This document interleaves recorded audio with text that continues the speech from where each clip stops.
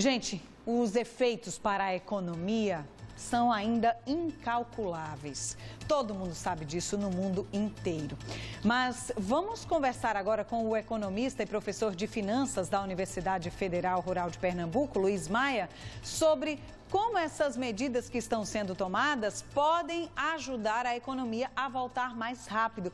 Professor Luiz Maia, muito obrigada por estar com a gente mais uma vez. Aqui no Brasil, por exemplo, professor, como que essas medidas podem ajudar a economia? Muita gente acha que atrapalha, mas podem ajudar a economia? Bom dia. Bom dia, Isli. É um prazer estar aqui com vocês mais uma vez. Olha, a verdade é que nós todos estamos tendo que tomar decisões muito delicadas e temos que fazê-lo em um ambiente de muita incerteza. Então, com as informações que a gente tem hoje, a medida de isolamento social mais radical, mais dura, ela pode sim ter um impacto grande na economia no curto prazo. Mas se a gente for pensar num prazo de um pouquinho mais longo, de 6 meses, 1 ano, esse é o menor impacto possível. Essa é a melhor estratégia que a gente tem até esse momento. Então, até que a gente tenha aí o desenvolvimento de um tratamento, o desenvolvimento mais próximo de uma vacina, ainda que a gente tenha muito impacto sobre o comércio, sobre as camadas mais vulneráveis da população, essa medida de isolamento social, até pelo ponto de vista da economia, ela é a medida mais apropriada nesse momento. A gente sabe que alguns setores estão sendo mais impactados que outros.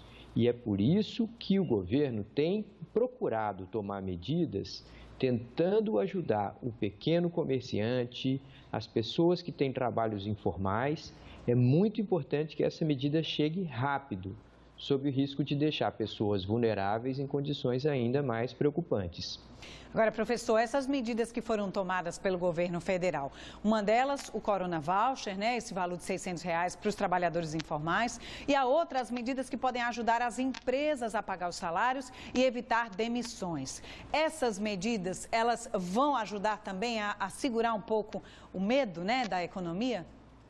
Certamente, Isli. E aí você tocou, inclusive, num ponto-chave dessa história toda, que são as expectativas, né? Você falou o medo das pessoas ou dos comerciantes, enfim, a maneira como a gente age quando a gente está sob pressão, quando a gente está preocupado, muitas vezes não é a forma mais racional. Então, é importante que o governo entenda e faça com que essas ajudas, seja para o pequeno comerciante, seja para as pessoas em condições de vulnerabilidade, essas ajudas precisam chegar rápido. Então, existe muita discussão sobre cadastros, quem vai ter direito, se vai usar aplicativo, se vai ter que telefonar para algum número. E, infelizmente, existe também muita gente desonesta, que fica se aproveitando desse ambiente de nervosismo e acaba usando ou aplicando golpes nas pessoas. Então é importante que o governo comunique melhor, esteja muito presente e use o jornalismo, a imprensa, como vocês fazem aqui, um trabalho tão importante, para que as pessoas realmente se informem das maneiras corretas de procurar a ajuda do governo. Agora, professor, uma coisa muito importante. Muita gente acha que quem está prejudicando a economia é o isolamento social. Na verdade, com ou sem isolamento social, a economia ia sofrer, não é isso, professor? Então, isso é inevitável. Esse sofrimento para a economia, para as empresas, para os trabalhadores, é inevitável, professor? Seria inevitável? Wesley, no Brasil, a gente tem o costume de, às vezes, querer inventar a roda. Uma coisa que todo mundo já sabe e que todo mundo tem adotado é o isolamento social. Nós sabemos que aqui a realidade social é muito grave, né, Isla? Nós sabemos que tem muitas pessoas vulneráveis.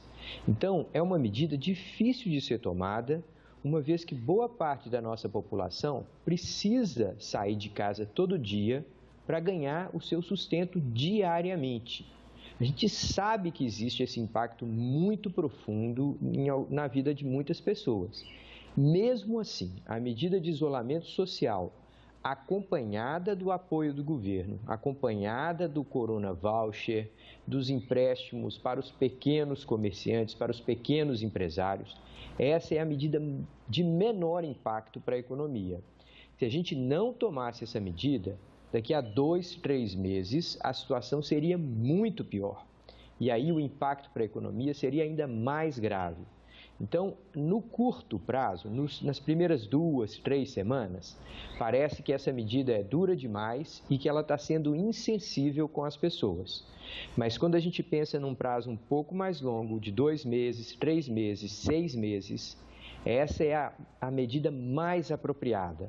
Mesmo que ela cause aqui e ali algum impacto mais duro sobre a população, o foco tem que ser em mitigar, em ajudar, em apoiar essas pessoas mais vulneráveis.